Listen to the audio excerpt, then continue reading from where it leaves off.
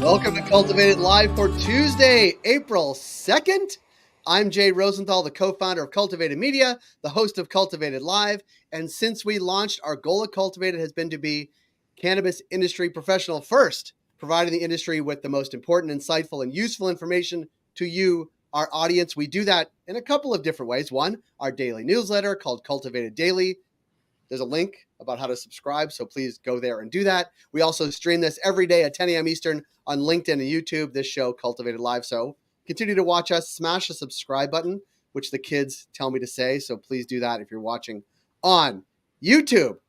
And we have a really cool show, because on Tuesdays, we're always joined by Brad Spirrison, the founder and CEO of Grown In. Brad, welcome. Good to be here. And we often talk politics, and we will, I promise, in the segment we call United States of Cannabis, but we're joined by Andrew Ward. He's a well-known beard in the industry. He's a journalist, a content creator, a man about town. We're going to get to why you're here later in the show, Andrew, but welcome. You're going to stick with us the whole time. How's that? Yeah, thanks a lot, Jason. Glad to be here. Glad to be the second best beard on the show today. Appreciate you having me. Excited to talk. Like I said, the writers really don't get many chances to talk about this side of the market, so I appreciate it. Hopefully we won't find out why, but you'll be great. And I guess having gray in your beard makes it a better beard, I guess. It's a good look, man. I enjoy it. I'm definitely, I'm trailing in the race here. I like it. Believe me, you will catch up. If things like this keep happening, maybe I'll get some gray sooner than later. You'll be gray as hell. All right, let's get to what's driving the news in cannabis today, if we could. So after a long wait, Floridians will officially vote on legal cannabis on the November ballot. The state Supreme Court there ruled 5-2 to let it go to the ballot, not actually put on the ballot, but let it go to the ballot. Now, polls show a majority of Floridians support legalization, but the ballot measure needs 60% to pass. Attorney General Ashley Moody, a Republican, previously asked the court to block the vote, but ultimately lost after the court heard oral arguments, both in support and against the measure. Governor Ron DeSantis, for his sake, actually did say it was going to go to the ballot immediately after he dropped out of the presidential race. But he also opposed legalizing cannabis, saying, I don't want to be able to go walk in front of shops and have this. I don't want every hotel to really smell. Let's just say that a lot of hotels in Florida just do smell anyway. Like, I'm not trying to be an asshole, but in fairness, like if they smell like weed, it's probably going to be an upgrade for many of them. Now, Florida's legalization initiative called Smart and Safe Florida has been led by cannabis firm Trulieve. The company is responsible for much of the funding, along with other corporate cannabis companies, and have a massive market share in Florida already. And if it passes, it'll allow medical cannabis companies, which are vertically integrated in Florida, like Trulieve, to immediately begin selling cannabis to adults over the age of 21. What do you guys think? This seems like a huge deal. It's the biggest state, not named Texas, that will legalize if they approve this vote. Andrew, what say you? So I'm kind of, torn on it. I'm happy to see the vote finally happening. 2022, looked like it was going to happen, and then it didn't happen. I know Floridians have, really been passionate about trying to progress the legalization from medical to rec for a good long while now. So it is exciting to see that. But it seems like both sides of the opposition and the support are kind of, cannabis dubious, depending on, your feelings about like Trulieve. And, I think most people feeling about Moody and DeSantis and the cannabis movement, they're already well established, but it's there's some concerning things, and I would like to dive into it further before I admittedly need to be a little bit caught up on it a little bit better. But there are some names in there that are concerning, but at the same time, I am happy to see people getting the chance to vote for it. And I think anytime we can move along the movement, that's great. But yeah, like you said, bringing in the medical operators, that is a bit concerning. I think it's great for the rollout. You kind of address a lot of the hurdles of the early market rollout. But like you said, these companies already got a big grip on the market. So what is that going to do? Like, are there really going to be much room for equity? Is there really going to be much room for, the folks that we want to see, actually succeeding and benefiting from this market? To be determined. But at the same time, like I said, I am happy to see the movement going forward in some way, shape, or form. Sure enough, Brad, you are fresh off a trip to Florida. I am. There's weed there already, yeah? Yeah, well, I'm very much applaud this, and I do think it's going to pass. Two things that I'd like to discuss is the lack of the social equity provisions. It's interesting.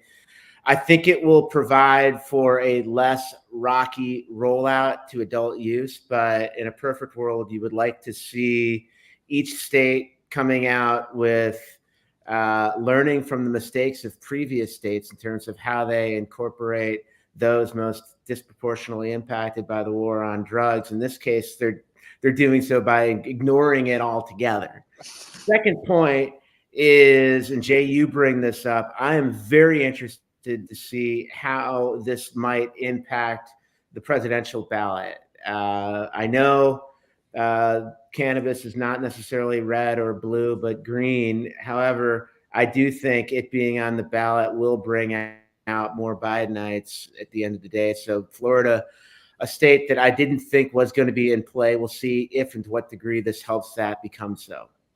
And it's not just cannabis, because the state Supreme Court ruled on another measure to allow it to go to the ballot, and it protects abortion rights in that state, which are absolutely under attack. So those two things, those two measures on the ballot in Florida in November actually are a parallel to what happened in Ohio, where the two measures were both on the ballot as well, cannabis and abortion rights, and it did drive huge turnout.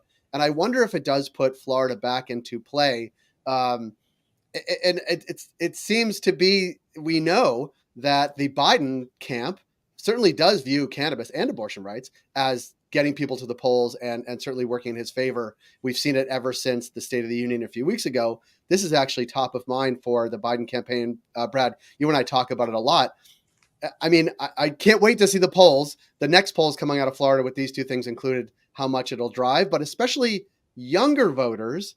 What do you think about that? Because it does. There is a gap between Biden and younger voters, not only in age but in excitement as well. Like, do you think it can move some number of younger voters to get out there? Yeah, anything. I mean, I think this will have a tangible impact on younger voters for sure. To what degree, we're going to find out. I mean, Florida has been going into the red direction for a long time, so it might not be enough, but to your point, combined with the abortion issue, I think at the very least, the Republicans are going to need to spend more resources in Florida to protect that turf as a result of these two initiatives being on the ballot come this November. Andrew, one thing to you, and that is, it borders on policy and politics, but you certainly live in New York and you've seen it in other neighboring states. This does put pressure on neighboring states. I think if Florida passed legalization, it will certainly put pressure, I guess, on Alabama and Georgia and other southern states, because everybody near the borders actually drives to buy weed somewhere else. Yeah, that's we've definitely seen that a lot in New York. Basically, for years, people have been hopping over to Western Massachusetts to buy their weed, and there still are in a lot of places. Shout out that Western Massachusetts weed; it's actually pretty good. You're going to see that influence. I think that is the domino effect that we've seen pretty much in every state in the last little bit. And it will be interesting to see if the deep, more strictly conservative South will follow suit with it. Money does tend to influence people, no matter what their political beliefs are. I do think. I think, like you said, talking about the abortion rights, talking about that, I think there's like a real referendum on the way the young people want to see the future of their country going. And, we saw it was a small vote in Alabama, but we saw a Democratic candidate win the local house, I believe it was, on largely running on the IVF rights and overturning the IVF ruling in Alabama. So there's a lot of passionate politics out there. I'm always interested to see how much cannabis will eventually be, in the pecking order of priority. I think there's a lot of stuff with the job market and crime and other things that are really scaring Americans right now that could impact it. But at the end of the day, I think, largely most people agree that cannabis should be legalized, and even in these deep South areas. So, maybe with the public pressure and the idea of losing money to, northern Florida, maybe that will shift Alabama, Mississippi, Georgia. I'm hoping the more that we can get on board, the better. Yeah, and there seems to be a growing disconnect, I'll just say it, between, let's say, like older Republicans and actual people. You saw it in Virginia, where a huge number of people support the legalization effort there and a full recreational market, yet the governor vetoed it last week. And so I think the bigger this disconnect, I think, the more people say those people are really out of touch with, like, today, right? Like, cannabis is there. There's cannabis everywhere. You can order it, wherever you want when you're in Florida, or get it medical cannabis. There's 700,000, maybe 800,000 patients in Florida alone. Like, it is the biggest medical market right now. Like, this is already happening. They're choosing not to be on the boat, but the boat is already gone. And I think we've seen that increasingly in Virginia, in some other southern states, but I think we'll see it in Florida as well. And my sense is that some Republicans will actually come on board as not to lose elections in Florida come November, but we shall see. I'm going to move on a bit because, Andrew, I want to get to sort of your stuff. Two other stories we're following today. So it turns out the National Organization of Reform of Marijuana Laws, NORML, and the Marijuana Policy Project were dating, looking to get married, but now they're actually not going to do so. That's according to Celeb Stoner. So those groups are not going to merge because of the difficult fundraising environment, apparently. And we're going to go to Pennsylvania. A new report from Pennsylvania's Independent Fiscal Office found that legalization would generate $271 million annually in revenue, but it's far less than they would have if they had legalized earlier, because people are already going to other states to buy legal cannabis. So a little bit of a good news, bad news there in Pennsylvania. But just to refresh, the governor of Pennsylvania, Josh Shapiro, did say he needs the money from legalized cannabis to plug holes in his budget. But again, it looks like the march is on in Pennsylvania to legalize in that state. Andrew, I want to get to why you're here. Aside from your great guy, great beard, great hair, all of those things. First of all, give us a background of the cannabis industry and you, and then we're going to get to why you are actually here, because something interesting happened this week we want to talk about. Yeah, thanks again for having me. Kind of give a broad overview of who I am. For the past 7 years, I've been largely a freelance writer in the cannabis space. Earlier on in my career, it was more geared towards the media side of things, and the media market has kind of dwindled a little bit, just not just weed, but digital media in general. So I've kind of shifted more of like my balance to copywriting and like SEO analysis and advising and that sort of unfun stuff that pays the bills. But yeah, I've been a little bit of a hybrid copywriter, journalist, covering the space from a couple different angles. I've written about politics, business, culture for a while. I currently work for High Times as a freelance writer. I do a couple other publications as well, and I also cover horror movies and wrestling as well. So whatever weirdo fun stuff that works and usually is amplified by getting stoned and watching it. I would like to say that you said horror movies, cannabis, and wrestling, but sometimes all three at the same time. If you follow Andrew on YouTube, you will see a lot of the intersection, at least the shorts that I watch, the intersection of cannabis and horror movies, the intersection of cannabis and wrestling. It is, there's no shortage of content there. Yeah, there isn't. I'm at the moment just taking a break because it's just hard to produce all these at the time, but there are so many great stories in there. I'd love to get back to them. Yeah, especially in the world of pro wrestling, actually to give weed a big props is for a long time in wrestling, people used to die really young, between 30s, 40s, 50s, very often because of hard drug use, often heavy drinking. And nowadays wrestling is kind of like nerdy in a lot of fun, in a lot of good, healthy ways. It's a bunch of people, men, women, non-binary folks, really just playing video games in the background and like working out and then going home and smoking some weed a lot of times. And, weed on numerous occasions by wrestlers has been shouted out as being one of the things that's really changed the culture in wrestling and stuff. So I share a little bit of the dark side to it, but then I also show the positive side of where things are at. Even Hulk Hogan, as he is not always the most favored person for a lot of good reasons in the world, but even him, he's now using CBD and crediting it. And, there's Mercedes Moné, who's a wrestler, owns a CBD line. There's, Rob Van Dam, who is, one of the biggest like guys in the name and in the game. And, there's a lot of it. There's a lot more overlap than I thought. And it's been fun filming those. I'd love to get back to it one of these days. But yeah, there's a lot of cool stuff. And then the world of horror has even more. So yeah, it's all my worlds come together, or at least I try to bring them there. Brad, you love wrestling, yeah? I do. I saw WrestleMania 2 in Chicago in 1986. Oh, that's awesome. Grand Royale. William the Refrigerator Perry participated, but ultimately it was won by Andre the Giant, because who's going to actually throw him out of the ring? Fair enough. Yeah. Yeah, you're not getting Andre out. That was usually a full ring effort there. So oh man, I'm envious that you got to see that live. It's WrestleMania is going down in Philadelphia this week, and it's a short train ride away. And I was hoping to get a media pass, but I knew I wasn't going to be able to with limited experience in the field. But yeah, going to WrestleMania is like a milestone for wrestling fans. Well, we'll get you there, Andrew. We're going to get you there. Andrew, here's why. Gotta come through. Here's why we wanted to chat. So you wrote a story in High Times where you were taking Gavin Rossdale from Bush, although I think the band Bush is actually called Bush X in Canada because there was a Bush band already. Yes. Did you know that? So yes. Fun fact. So tell us about the story itself, and then we're going to get to, did you get to follow around Gavin Rossdale and just take him to weed locations?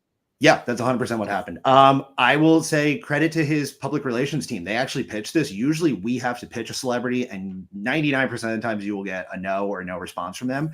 The credit to Nina and Bobby at his PR team. They contacted me, and what they said was, we want to do a dispensary buying tour with Gavin Rossdale. He's not pitching a line. He's not launching anything. He's just a guy who likes weed, who wants to, like, granted, he was doing press. He was promoting his new album and tour, but like, he was not pitching a line, not doing anything. Like, he was just coming in genuinely as a weed fan who wanted to do stuff. And I told them, it's like, it's a good idea, but, no disrespect to the legalized market in New York, but just the quality, if you're a legacy consumer, the flower is not up to snuff just yet, just because of the laws that are in place. So I was like, why don't we go see a dispensary and then also go to Astor Club, which was, probably the premier unlicensed lounge in the spot. And yeah, they were on board for it. So we went to the travel agency in Union Square, bought some weed, some really great edibles over there. And then we went over to Astor Club and bought some really primo weed grown from the unlicensed market. And yeah, hopefully create a really good time from Gavin. And we had an awesome article about it. I would say outside of the hip hop community and maybe a few other celebrities, there's very few who will go on the record and like talk about cannabis and actually consume cannabis while doing an interview. And even less people that will actually, want to just not pitch a brand or anything, but actually come as just a genuine fan. And Gavin sat down, listened to me. He listened to my photographer, Jaleel Wright, who is, really informed about the space. And he like soaked it all in. It was really a really cool experience. And I hope he came away with a great time. And yeah, we created an article for it, came out with High Times, and don't want to steal a segue or anything, so just say, but yeah, there was a publication that lifted it, and I found out over Easter, and I think that's why we're here. So, okay, you say lifted it. Tell us exactly what happened from your perspective, not from your perspective. Tell us exactly what happened, because it's yeah. Yeah, so this is very common in digital media, not just in weed media, very common in digital media. But this is probably the most egregious time this has ever happened to me. So often you'll see publications either through legal like content sharing agreements with publications, which was not the case this time. But some publications will just take articles word for word, put it there, and put your byline down, and that's legally allowed. This publication, what they did was they scraped the entire article, copied it word for word, and then took my byline away. They took High Times credit away, and then they removed Jaleel's photos and put a stock photo in, which I'm not sure if they even had legal right to use. We'll leave that up in the air. And they put a new byline in under a writer named Marie Scarcy from New York. Doing a Google search of her, I have not found any other information other than like one site called Chronic Media, I believe. So look, I kind of went off the rails on social media and said that they were fake. My gut is I'm suspicious about it because none of these people can be tracked, but there is a possibility they're real. But anyway, I went on social media. I called them out about it when I found out on Easter, which is a really great Easter surprise when you're with your family. And I started basically blasting them on social media. And I really banged the drum on this. And, some people say I probably should have emailed them. I probably should have been nicer about it. But, there's years of theft going on in this space. There's not just weed media, digital media in general, where writers are having our work taken. And this time they took my byline, they put a fake person in there, well, maybe a fake person, just, really hard to find person, I should say. And then when I called them out on it, they replaced it with another person named, I forget his first name, Dublin, what is the last name? And he was Hunter. from Ireland, which is Hunter very Dublin. What's that? Hunter Dublin, yeah? Hunter Dublin, thank you. Yes. See, I'm trying to like block out the crap. It's like, you know what? It's like a wrestling name. Yeah, it really is. It really Hunter Dublin from Ireland, Irish Jack America from New York City. Like they are, yeah. And so I called them out about that. I called them out for switching the byline. Then it got switched back to Marie's, and then that was Sunday night. And then by Monday morning, the momentum really I can dive into this. Kudos to the cannabis community, got huge amount of support, and really helped switch this back. And they put an Instagram apology up there, which, like, look, I get it, that's fine, but they didn't acknowledge the writers. They didn't acknowledge the fact that these people are really hard to track. Which, hey, you're allowed to do that, but it leaves a lot of suspect nature in there. And yeah, so basically they pulled the article and they got it, but it's just a problem that's been going on in media for so long that I'm really happy to just bang the drum about this and hopefully shed awareness about what this publication is doing, as well as just what is so pervasive in digital media. Yeah. Can I read what they wrote? Yeah, absolutely. Okay. It's under statement on recent publication misconduct. At the Chronic magazine, we hold the values of integrity and originality in the highest regard. It has come to our attention that a recent article of ours did not adhere to these standards due to an act of plagiarism. This is against everything we stand for. We've taken immediate action by dismissing the writer responsible for this oversight and suspending the involved editor to review our editorial processes. Moreover, we extend our sincerest apologies to Andrew Ward. That's you, Andrew, the original writer, for the infringement of their work. We're deeply sorry for the breach of trust that this incident has caused among our readers and their broader community. We are committed to upholding the highest standard of ethics and accountability, ensuring that such an error does not happen again. Thank you for your support and understanding. I have people shown them support and understanding?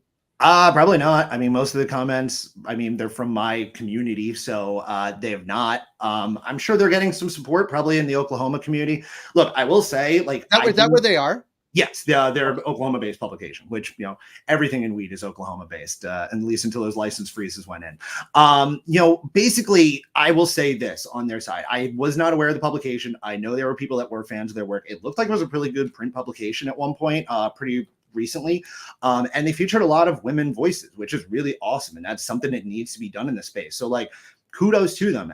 I don't know, maybe they fell on hard times like so many other media outlets. I don't know their backstory, but basically they've taken to just publishing online and publishing these, you know, I don't know, it felt like there was other stories on there. I haven't been able to confirm it, but, you know, I know mine was up there, and you know, I think they kind of just regressed, and like a lot of digital media outlets, they're probably struggling for content and just were, you know, taking content. And, you know, the owner, Theron Miller, I kind of went a little bit too far and got a little angry, and, you know, probably threw a little accusations around that I shouldn't have. But, you know, he's a veteran. I respect the hell out of the veteran community. They do, you know, stuff that I couldn't do ever in my life, day in, day out. And I think that, you know, they deserve respect. But it also doesn't absolve the fact that you're running an operation that is stealing copy and content. And, you know, they want to say, you know, oh, the owner wasn't aware of this. Maybe he was, maybe he wasn't. It could be a single person operation publishing under fake names. It could be real editors, writers, like they said, and they dismiss these people. At the end of the day, you are the owner of this outlet. You need to be aware of what you're putting out there, and the onus falls on you. So, you know, to say, you know, this message, like, I think on surface, it's fine. Yeah, they acknowledged the problems. They didn't name the names, but they said it was taken care of. But at the end of the day, you know, how often does this theft happen and people don't get any sort of comeuppance? I've heard from several writers saying that, you know, outlets in and out of the weed space do this all the time to them. And when they try to, you know, get some sort of return, even having the article pulled down, they can't even get that. So, you know, I was talking to you about this before. One of my favorite wrestlers is this guy named CM Punk. And one of the things he always said is that, you know, the apology should be as loud as the disrespect. And, you know, they made a pretty loud apology, but the fact of the matter is they stole my work. They stole Jaleel's work. They stole High Times' commissioned work, and they put it up on their site. So I don't know, reach out to me and have a conversation with me and explain yourselves maybe. Maybe put up a retraction on your website instead of just, you know, a quick little response that honestly could have been drafted up in Canva and, you know, prompted in Chat GPT as an apology. Or they could have lifted it from what was that, Ty? Brad? Or they could have lifted it from somebody else. It was a plagiarized apology. Exactly. Yeah, exactly. So, you know, I mean, look, the problem is with these things, and, you know, there's other people in the media space too, including people I respect, that have fallen into this sort of stuff. And I think, you know, journalism already with such like a questionable reputation, you know, there is a responsibility to actually doing things right and standing up for it. And mistakes happen, but you have to own up to it. And, you know, I'm sorry, you stole my article and put it up on your site. Put a retraction on your site. I think that there is an equal level to that. Maybe I'm shooting for the moon here, but I don't know. I think that that's the level of decency and, you know, shit. Like, it seems like they don't have a lot of readers right now, but, you know, it would be nice to put it up so your readers do know that there was a mistake.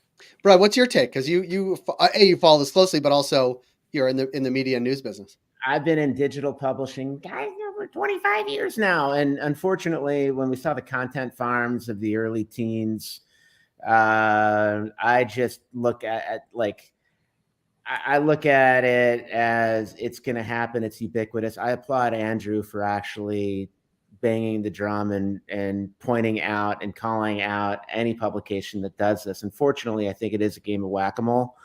And every time it happens, it's going to keep on doing it. But it's upon us, the writers and the creative community, to protect our work, to let people know, you know, when theft is arising. And it's you know, prevalent in the cannabis community, but unfortunately my work in mobile and ed tech and in digital publishing, we've seen this for decades now, and I don't think it's going to dissipate. So we need to keep on trying harder. Yeah, and if I can jump in, I think that is the big thing here is that, it's the digital media model. The digital media, I mean, Brad feel differently, but like the digital media model is just such a, it's a broken system in that, like the content farms, the scraping. For a long time, duplicate content wasn't even faulted on Google search engine optimization and the SERP results. So like if you were allowed to, like, they promote it basically is steal and, benefit from it. And the only person who gets hurt is the writer. But the real reason is, the writer then gets hurt because the reader then gets hurt as well because the writers are leaving. We're making less money from this. We're losing our jobs. You're seeing tons of layoffs happening in media space, which, people that are anti-media are probably celebrating it. But you know what? You don't know what you have till it's gone because you're going to be left with AI. You're going to be left with even more tilted media than there already is. And none of it's going to change until the digital media model changes. And they're not going to change because they're making money hand over fist. So I don't know. It's like, as Brad said, it's going to be an ongoing thing. I felt like what I did was a drop in the hat. I'm surprised it even got any sort of response, but yeah, it's an ongoing pervasive problem. And I wish we could all unite and like fight against it. And maybe there is a chance for it, but it's really hard. It's virtually impossible, I feel like, to do that. Well, I'm glad we could have you on, that you had time to join us. You also, I would say more than any of our programs or guests so far, you actually draw a crowd. We have some comments here. I think these are on YouTube. Gregory Fry. There was also there is Miggy 420 has some to say. This is about the first story, but lots of comments coming. Thank you, Miggy 420, Gregory Fry, Danielle Guercio as well for joining us, and Andrew, thank you for joining us. Brad, as always, thanks for joining us. That is going to be it for today's Cultivated Live because we're running up against the half hour. We encourage you to subscribe to our daily newsletter at cultivated.news, where we will absolutely not steal Andrew's work, but we'll point you in the direction of his work. How's that? Follow us on LinkedIn, smash the subscribe button for all of you folks watching on YouTube. We'll be back here tomorrow at 10 a.m. Eastern with my co-founder, Jeremy Burke, to talk all things cannabis. We'll probably talk Germany and Florida and what they have in common, if anything. But cannabis might be one of those things something soon. And again, thank you, Andrew. Thank you, Brad. Buy cannabis at your local dispensary. And since we mentioned the travel agency, if you're in New York, head to one of their locations, soon to be 3 locations, but right now 2 locations. Andrew, Brad, again, thank you so much. And we'll connect with everybody next week. Thank you. Thanks for having me.